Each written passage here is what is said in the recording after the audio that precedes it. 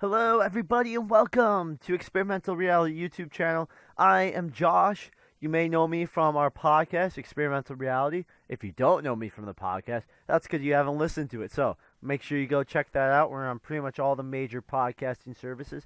It's Experimental Reality Podcast. Anyway, today I'm here to give you guys my thoughts on the Spider-Man Far From Home movie. Spoiler free. So let's get into it. Short and sweet, like 5-second review. It was a good movie. Like, I enjoyed it. I mean, don't go into it thinking you're gonna get like some thought provoking, story, like I'm reconsidering my life choices. Like, it's nothing like that. Like, let's be real. It's a Marvel movie. You're going in there to be like entertained for some spectacle, for like, oh yeah, this is kind of fun. And in that regard, Spider-Man Far From Home was great. It's just a fun movie. I went in there. I mean, the story's okay. I mean, it's not nothing groundbreaking story wise. It's a formulaic, Marvel movie, but I had fun. I'd say of all the Marvel movies I've seen, which is pretty much all of them at this point, um, there's a couple I haven't seen.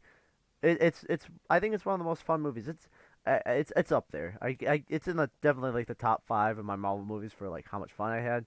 If you want to compare it to the first Spider-Man, I'd say the first Spider-Man had a better, a little bit more intriguing story than this one, but this one was more fun. I'd say I enjoyed my time a little bit better with this one. Um, they both movies have like this coming of age feeling where it's kind of like the same story, but this one's in Europe, but it's not really the same story. But there's a lot of tones that are the same. There's also like all weird, awkward like high school romance, which I thought they did really well.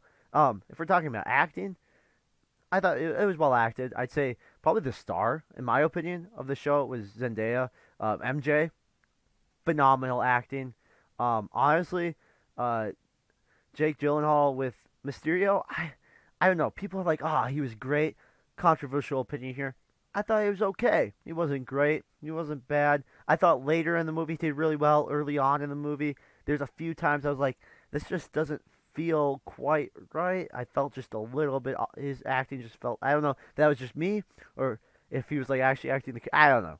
I just Jake Gyllenhaal I thought did well. Just it wasn't like as high. I'm just not. I just didn't think it was as good as a lot of people are saying. So I mean, that's my opinion.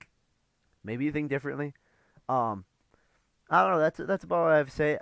The movie I felt like it was funny. There's a few times though I was like, ah, does that really need to be in there? There's a couple jokes that just it really fell flat for me. Didn't do anything for the story, and it just why was it in there? Like there's a one. If you really don't want anything spoiled, skip ahead about 10, 15 seconds. But it's nothing really spoiling the story. It's just a random joke that just didn't really contribute to the story and just wasn't funny. And the joke was basically Peter's teacher like trying to take a picture of himself, and it was super awkward. And then he like looking at the picture, and then he drops his camera in the water. It wasn't funny. It just kind of was there. Didn't really. There's a couple of those like that. I was just like, eh, eh.